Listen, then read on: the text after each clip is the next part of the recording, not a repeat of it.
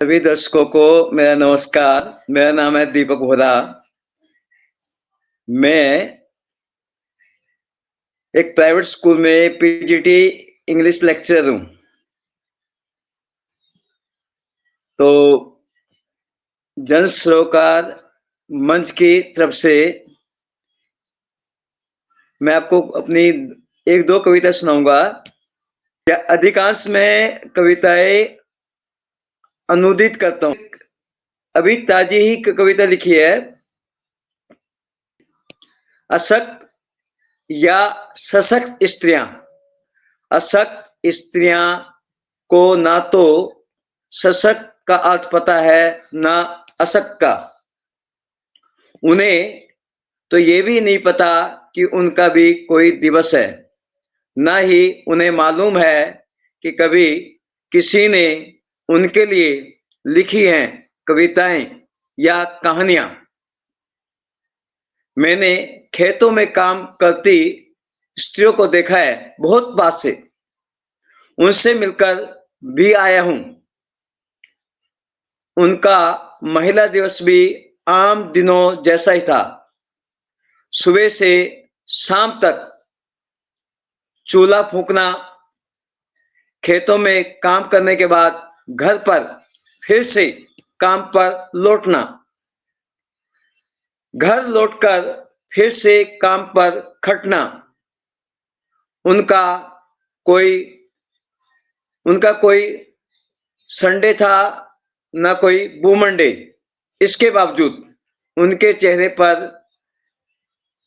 ना कोई थकान थी ना कोई शिकन, बस मुस्कान थी। लौटते हुए खुशी खुशी बतिया रही थी। सुंदरता क्या होती है उन्हें नहीं पता। काम पर जाते हुए बस एक बार आईने में जैसे तैसे संवार लेती है अपने बाल। मेकअप के नाम पर लगा लेती है कोई सस्ती सी क्रीम जो उन्होंने खरीदी थी किसी फेरी वाले से पिछले करवा चौथ के दिन। इसी तरीके से मेरी एक कविता ट्रांसलेटेड है एड्रिन रिच की, जिसको ये एक अमेरिकन कवित्री है एड्रिन रिच। 20वीं शताब्दी के उत्तरार्ध की सर्वाधिक प्रसिद्ध अमेरिकी कवित्री एड्रिन रिच हैं। ये एक फेमिनिस्ट और रेडिकल पोएट थी, जिनके हम कह सकते हैं क्रांतिकारी लेखिका थी। इनकी एक कविता है जो कि 10th क्लास के अंदर भी लगी हुई है, सीबीएसई के अंदर, एनसीईआरटी के अंदर है, द ट्रीज। इसमें पेड़ एक संघर्ष का प्रतीक है। सुनिए आप, पेड़, घर के अंदर के पेड़, घर के अंदर के पेड़ बाहर जंगल की ओर बढ़ रहे हैं। जंगल जो इन दिनों कटकर सूना पड़ा था, जंगल जो इन दिनों कटकर सूना पड़ा था, जहां कोई पक्षी बैठ नहीं सकता था, कोई कीट छिप नहीं सकता था, कोई सूरज अपने पैर छाया में छिपा नहीं सकता था। जंगल जो इन रातों में सूना पड़ा था, जंगल जो इन रातों में सूना था, सुबह होते होते भर जाएगा पेड़ों से। सारी रात जड़ें छटपट करती रही, सारी रात जड़ें छटपट करती रही, खुद को बरामदे के कठोर फर्श की दरारों के बाहर निकलने के लिए। पत्तियां कांच की खिड़कियों से टकरा रही है, पत्तियां कांच की खिड़कियों से टकरा रही हैं। छोटी टहनियां प्रयास करते करते, छोटी टहनियां प्रयास करते करते सख्त हो चुकी हैं। छत के नीचे जैसे अभी अभी डिस्चार्ज हुआ मरीज, आदि होश में कोशिश कर रहा हो क्लिनिक के दरवाजों के बाहर निकलने का।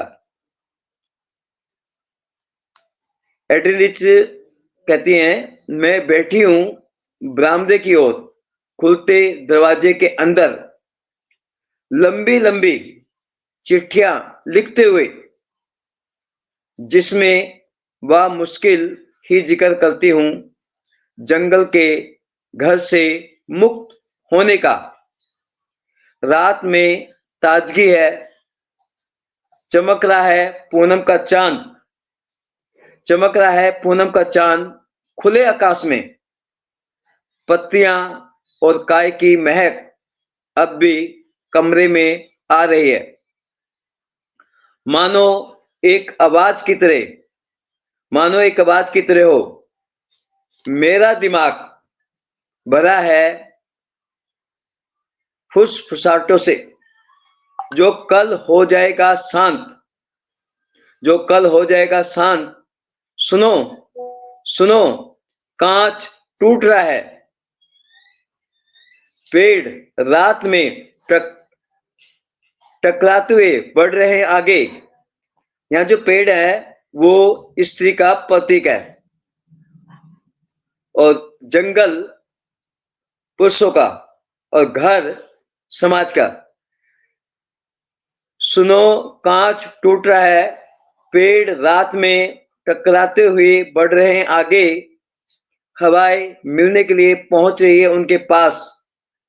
चांद टूट गया है, एक आईना सा, और उसके चमकते टुकड़े बिखरे हैं लंबे ओक पेड़ के ऊंचे शिखरों पर। यह आप किताब यहां देख सकते हैं, ये वागात में छपी थी। उसने कहा, उसने कहा भूल जाओ मुझे, उसने कहा भूल जाओ मुझे, और भूलने लगा मैं उसका नाम। भूलने की इस प्रक्रिया में एक बार फिर आ गई उसकी याद। उम्मीद करता हूं जन सरोकार मंच के माध्यम से आपको मेरी कविताएं पसंद आएंगी और ये सिलसिला आगे भी जारी रहेगा। धन्यवाद।